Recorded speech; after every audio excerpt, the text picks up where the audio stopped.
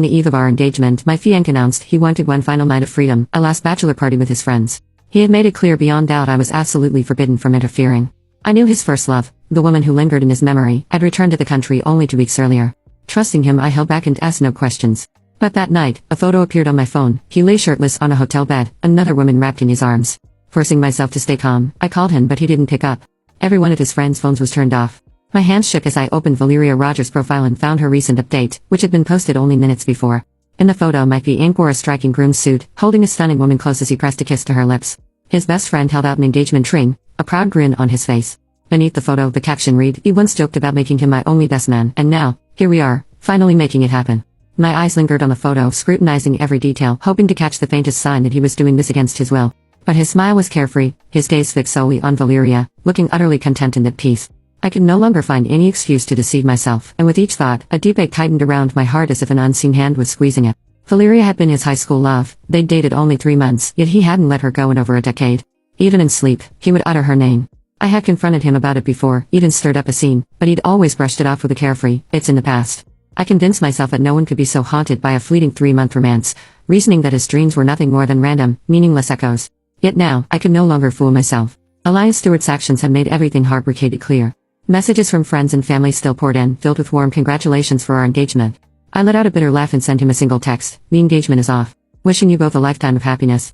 After a long silence, he finally replied, "What nonsense are you talking about, and this now, where there will be consequences?" I found myself laughing bitterly, at his unnerving composure, the way he pretended as though nothing had changed. Could this truly be the man I had loved for 10 years? Now, he felt tainted beyond measure. Without a reply, I blocked and deleted him in an instant. Before me, the red invitations we had crafted together seemed like a cruel joke. The more I looked, the more absurd they appeared, so I cast them to the floor and set them ablaze, watching the flames erase the memory. I couldn't fathom how he could cling to his first love yet spend a decade by my side, nor why he would betray me so ruthlessly just before our engagement. Memories of our years together surged back, and I realized he had never looked as carefree and radiant with me as he did in that photo. Elias was attractive and privileged, and, as the only son, he had taken over his family's business right after college. He was an impressive figure among his peers. Despite my humble beginnings, I had somehow won his affection. No one quite understood it, least of all me. I often felt as if I were stretching beyond my station. His friends had dropped enough hints, saying women across continents yearned for Elias and not being with me was a favor, as though he were doing charity.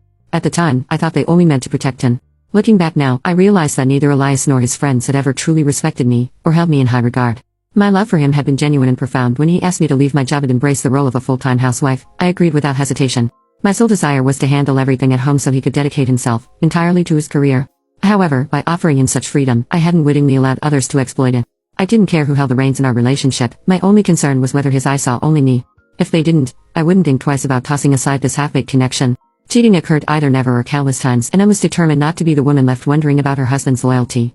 So, I took to social media to announce the end of our engagement. Almost immediately, messages and calls poured in, but Elias remained silent. I could only imagine him contentedly wrapped in Valeria's embrace. After what felt like an eternity of silence, I got up and began to gather his belongings. He had never desired to live with me, so he had only brought a few items, which took no more than half an hour to pack and return to his mansion. Once I finished, I collapsed onto my bed, a wave of relief washing over me as I pulled the covers over my head and slept soundly until noon the next day. My phone rang with a delivery alert, but Elias's furious voice broke through the calm. "Elsie, what is the meaning of this? Come out here right now." I could hardly believe it. He had the audacity to cheat me so openly and still dare to question me. As I opened the door, there stood Elias, his glare sharp and filled with fury. The moment he laid eyes on me, his brows knitted together in frustration. With no hesitation, he began to hurl accusations at me, his voice filled with indignation. "Do you think marriage is just a game? You can't simply call off an engagement because it suits you."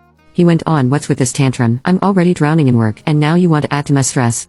The delivery man looked like a deer caught in headlights, but I remained composed as I took my food and thanked him.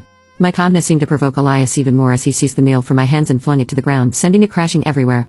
The delivery guy stood there, bewildered, but I managed to suppress my anger and instructed him to leave before turning back to Elias, irritation bubbling beneath the surface.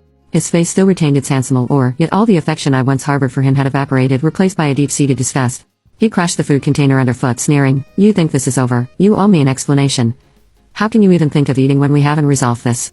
This unreasonable and disrespectful side of him made me question everything I had ever loved about him. Did I truly cherish his blatant disregard for me, or perhaps it was his childish tantrums that had once drawn me in? With a chilling gaze, I confronted him. "Do you really think there's anything left for us to settle? Weren't you already in Valeria's bed last night?" His expression flickered for just an instant, but he swiftly regained his composure, flashing a confident smirk. "Are you jealous? Is that why you called off the engagement? I know you're not really serious about this. Just say you lost a game of truth or dare last night, alright?" Exhausted, the nerve he had was astounding. Of course, he was. He had spent the entire night trapped in the arms of another woman. No apologies, no explanations, just the audacity to assume I couldn't live without him. But love had slipped through my fingers like sand, and I felt no ties remaining. If you're done talking, leave. If you want to get married, go find Valeria. I began to shut the door, but he wedged his hand in, the edge biting into his skin, leaving angry red marks in its wake. When I finally released my grip and stepped back, he misread the gesture as a sign of softening, pulling me into his embrace. The scent of another woman's perfume assaulted my senses, causing me to recoil in revulsion. I instinctively pushed him away, my voice sharp as I demanded, "Get off me." His eyes widened in disbelief, shock catching his features. "Elsie, you're telling me to get out?" In the 10 years of our relationship, I had never uttered a harsh word to him. This was the very first time. He glared at me, a mix of anger and disbelief flashing in his eyes, but I stood my ground, unwavering. Meeting his gaze with cold resolve, I declared, "Elias, I'll say this one last time we're over. You wouldn't want everyone to know you spent the night with Valeria on the eve of our engagement, would you?" Startled, he still gripped my shoulder with his injured hand, his voice laced with incredulity. "What are you talking about? I didn't do anything like that. Did someone tell you otherwise?" Elias had always been forceful and overbearing, never once allowing a hint of vulnerability to surface in my presence.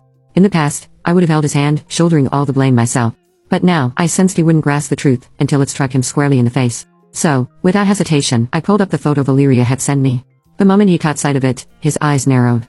I couldn't resist the urge to be sarcastic. "Look at the angle of the shot. Who do you think took it? She's practically rubbing it in my face. Shouldn't I just step aside gracefully and let you to enjoy your romance? I have no interest in playing out some kitsch love triangle.